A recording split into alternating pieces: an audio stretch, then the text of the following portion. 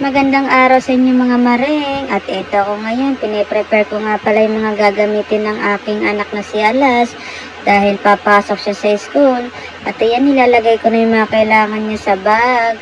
At para pag nasa school na siya, meron siyang mga extrang damit, diaper, kung sakaling magdumi-dumi siya sa loob ng school.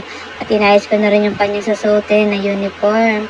At ayan, tinatanggal ko na sa hanger yung sapatos niya kasi nilabhan ko ng mga nakaraan yan. At ang kulit nga niya dyan dahil binibigay niya yung remote. At ayan nga, naligo na nga pala kami dyan mga maring. Sabay na kaming naligo kasi walang titingin sa kanya pag mag-isa lang siya dito sa loob ng bahay. Kaya sabay na kaming naligo niyan mga maring. At ayan nga, binibihisan ko na sa dyan mga maring. Ayan, sinusot ko na yung jogging pants niya para sa kanyang pagpasok sa school. At nilagyan ko na nga siya dyan ng pulbo para mabango siya. At sinuotan ko na nga siya dyan ng kanyang damit. Hindi pa nga yung uniform niya kasi puti yung uniform niya. Kaya yun muna ang pinasuot ko sa kanya para pagdating niya sa school, papalitan ko na lang siya ng uniform niya para hindi siya masyadong mainitan at press ko siya pagdating sa school dahil bago yung damit niya. At sinuklayan ko na nga pala sa dyan mga maring. Tingnan niya, pogi-pogi niya na. O, diba mga maring? Tamang suklay-suklay lang ang baby ko na yan. At meron niya ako inutos sa kanya dyan. Sabi ko, kunin niya yung sapatos niya at inabot niya nga sa akin. At ayan, sinusutan ko na siya dyan ng medyas niya dahil para may suot niya na yung sapatos niya dahil excited na naman siyang pumasok sa school. Ayan, malapit na siyang makapag-ayos-ayos dyan. Binibisan ko na siya dyan, inaayusan para ako na lang hihintayin niya. Kaso pagka natapos na siya, nagmamadali na siyang umalis kami.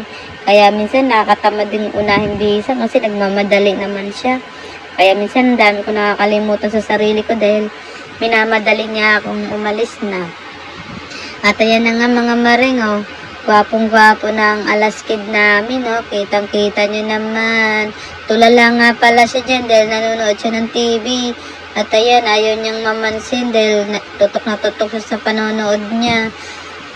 Sabi ko sa kanya, kunin niya yung daddy niya. Papogi pa siya sa akin. Sabi ko, abot mo yung daddy mo. Ubusin mo muna yung daddy mo. Ayun, sa lamesa. At ayan, kinuha niya. Nag-daddy na nga ang baby namin. At syempre, nakasakay na nga pala kami dyan ng tricycle. At ayan, behave nga yung baby ko na yan. Hindi siya makulit. Pag nasa tricycle kami, tamang upo lang talaga siya dyan. Habang inaantay niya saan kami bababa.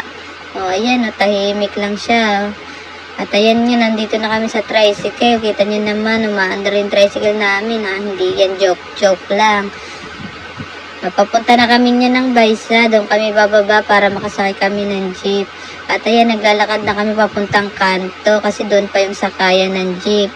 Puti nga yan si Alas, masipag maglakad kaya hindi siya masyadong nagpapakarga sa akin. Kung nagpapakarga pa yan, siguro sobrang pagod ko talaga dyan malala. Ang init-init pa naman, tas may karga ka pa, tas may dala ka pang bag. Diba? Sobrang init na, tas pawis na pawis ka na. Kaya buti nga yan, naglalakad talaga siya. Sabi ko, lakad lang tayo, bebe ha. Mabait naman yan eh. O, diba? Kaya patawid na kami sa kabilang kalsada. Patingin-tingin din siya, oh. Ang galing talaga ng baby namin eh. At ayan, nandito na kami sa jeep. Sumakay na kami ng jeep. Ayan siya, oh. Tahimik lang din siya sa loob ng jeep, oh. Tamang tingin-tingin sa labas, tingin-tingin sa mga tao. Habang inaantay niya kung saan kami bababa. At tinitingnan niya nga dyan yung mga sasakyan. At ayan, naglalakad na naman kami. Papunta na naman kami sa kabilang sakayan ng jeep. Papunta sa school niya kasi malayo-layo talaga yung school niya. Kaya tiyagaan talaga namin na inahatid sundo talaga tong baby namin. Ayan, naglalakad na naman siya. Sipag-sipag talaga niyan maglakad eh. Huwag lang talaga siyang totopakin. Kung hindi, karga talaga malala. At ayan, nasa jeep na ulit kami niyan mga maring. Ayan, nakaupo muna siya dyan kasi wala pang masyadong pasahero na tinitignan niya sa labas. At ayan, kinalang ko na siya kasi mapupuno na yung jeep. O ayan, busy-busy siya tumitingin sa ibang tao. Tinitignan niya yung mga itsura, charot. At ayan, nakababa na kami, paakyat na kami niyan sa school. Siyempre, naantay mo muna namin na pwede na maglakad. Baka makasuhan kami ng jaywalking dyan. Kaya ayan, tumawid na kami dahil green na. Tawid-tawid na kami niyan. Excited na nga yan pumasok mga maring. At ayan nga, nagsosulo ng umakyat, oh. Kala mo talaga na sa fourth floor pa kasi yung room school niya, kaya mahaba-habang akyatan, pero sipag talaga mag-akyat baba sa ano niya sa school. At ayan, akyat pa, sabi ko mali yung pinuntahan niya, sabi ko isa pa, akyat pa. Yan, tuwan-tuwa siya dyan, Maring, kasi papasok na naman siya. At ayan na nga, bibihisan ko na nga pala sa dyan ng damit niya kasi pawis na siya. Papalitan ko na siya ng uniform niya para pagpasok na sa school, hindi siya amoy pawis. At ayan, sabi ko, lap, say hi ka muna sa ating mini vlog. Pero kaso, tingin-tingin siya sa paligid niya kasi nakita niya na naman nasa taas kami. At ayan, nakabihis na siya dyan, mga Maring. Sabi ko, diretso ka na, pasok ka na sa room. Kaya nga lang, nung iniwan ko na siya sa room, umiiyak siya kasi sabi niya, iiwan ko na naman siya. Sabi ko, saglit ka lang naman dyan Kaya dyan ka muna sa loob, mag-play at mag-aral. At ayan, syempre nakapasok na siya dyan sa loob niyan, mga Maring. At punta muna ako sa City Hall, tambay-tambay muna ako doon. At ayan, tumawid na nga pala ako dyan ng kalsada para pumunta ng City Hall. Ayan, pinakita ko nga sa inyo, dyan pa yung room niya, dyan sa taas. Kaya pupunta muna ako ng City Hall dahil 2 hours din yung yung pasok niya, kaya medyo matatagalan pa, kaya gumala-gala muna ako dito sa City Hall. Tsaka balak ko rin dito na lang magtanghalian kasi hindi pa ako nagtatanghalian. Pupunta na lang ako ng 7-Eleven para kumain. At ayan na nga, umakit na ako ng hagdan dyan, mga Maring. Ayan na nga yung 7-Eleven, pinupuntahan ko na para kumain. Ayan nga pala yung tambayan dito, masarap tumambay. At ayan nga, tamang emote muna ako dyan, mga Maring. Sabi ko, pahinga muna ako, masyado akong pawis na pawis. Emote muna ang tao na to, isip-isip sa mga problema na dadaan lang. Ayan, diba? Tamang emote lang muna ang Maring nyo. Upo-upo muna, tagtag lang ng pawis bago pumunta ng 7-Eleven para kumain. Sabi ko, tambay muna ako dito saglit, papahinga.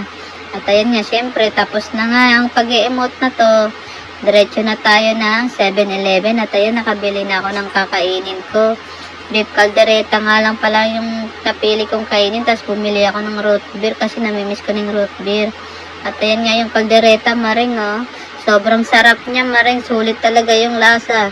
Sulit din yung presyo. Murang-mura lang. May kanin at ulam ka na. 89 pesos. May kanin at ulam ka na. Pero yan sa kabilang side niyan, Maring, may McDo dyan. Pero hindi ko piniling mag-McDo. Kaya dito na lang ako sa 7-Eleven. Sobrang sarap naman ng mga pagkain dito sa 7-Eleven. Mura pa. Kaya yan, dito na lang kumain. Ayan, enjoy na enjoy ako sa kinakain ko kasi sobrang sarap niya, Maring. Uulitin ko nga ulit tong beef caldereta sa susunod na pasok ni Alas. Kaya, kasi nasasarapan talaga ako sa caldereta na to. Try nyo, mga Maring, pag nagpunta kayo ng 7-Eleven, try nyo tong caldereta. Promise, ang sarap talaga. Perfect na perfect talaga ang pagkaldereta niya. Para sa akin lang yun, mga Maring, ha. Kayo na bahala kung anong gusto nyong lasa ng caldereta. May kanya-kanya tayong panlasa. Pero sa akin, itong caldereta to, masarap talaga Kaya enjoy na enjoy akong kumain, Tapos mainit pa, iniinit pa lang nila yan sa oven, kaya mainit mo siyang makakain. At ayan nga, daming subo malapit ko na maubos yung kaldereta dyan, mga Maring. At ayan na, konti na lang ito yung kaldereta nila, Maring. Dami ring laman tsaka gulay, Dami ring sauce, kaya sulit na sulit tong kaldereta. At ayan nga, nag-mirror muna ang tao na to. Ayun. Nasa 7-Eleven yung tao na yan. Ayan, diba? Nakita niyo sa mirror. At ayan, uubusin ko na tong kaldereta. Baka maubos pa ng iba. At ayan nga, dito na ulit ako. Tumambay na ulit ako. Nagpapatagtag ng kinain. Ayan. Ang lawak-lawak ng City Hall ng na Caloocan. Kaya sarap tumambay dito. Malilim tsaka mahangin. Kaya dito ko pinipiling tumambay pag mapasok si Alas. Kaysa dun sa school niya, mainit yung ng hangin. Dahil walang masyadong puno dun. Dito maraming puno. At ayan na nga, nasundo ko na nga pala dyan si Alas. Naglalakad na kami sa overpass. Naglalakad ulit siya. Sobrang sipag niya talaga maglakad eh. Kahit alam kong pagod na siya, pero talagang nagtsatsaga siyang maglakad. At umakyat ng hagdan. At ayan, binibidyohan ko na sa taas kami ng overpass dyan. Kitang-kita niyo naman. Oh, maganda pa yung daloy ng kalsada. Wala pang traffic, pero mamaya yan traffic na. At andito na nga pala kami sa Royal. Susunduin na namin si Ate Heart niya kasi diyan muna siya tumambay kay Mami Mew niya dahil nga wala kami sa bahay. Diyan muna siya pag may pasok si Alas. Ayan, tamang lakad na yung anak ko na yan. Oh. Ayaw niya na magpahawak kasi alam niya na yung saan siya pupunta. Ang yabang-yabang talaga ng bata na yan. Oh. At ayan nga, patingin-tingin pa sa akin kung nasa na ako. Nagmamadali na siya dyan pumunta kay Mami Mew niya dahil sobrang init nga yung panahon. Kaya gusto niya nang magpahangin sa electric fan. Ayan, aakyat na naman siya. Puro hagdan-hagdan na lang yung inaakyat ng bebe ko ah. Kaya yan, sipag-sipag talaga maglakad niyan eh. Hindi kami halos nagkargahan yun kasi sabi ko maglalakad ka lang anak kasi nakakapagod. At ayan nga, nakapunta. Andito na kami sa bahay ni Mami Mew. At ayun si Mamita niya, nagtutupi ng damit. At ayan nga si Ate Heart, tamang COD na naman oh. Hoy, COD ka ng COD. Maraming salamat sa mga nanonood.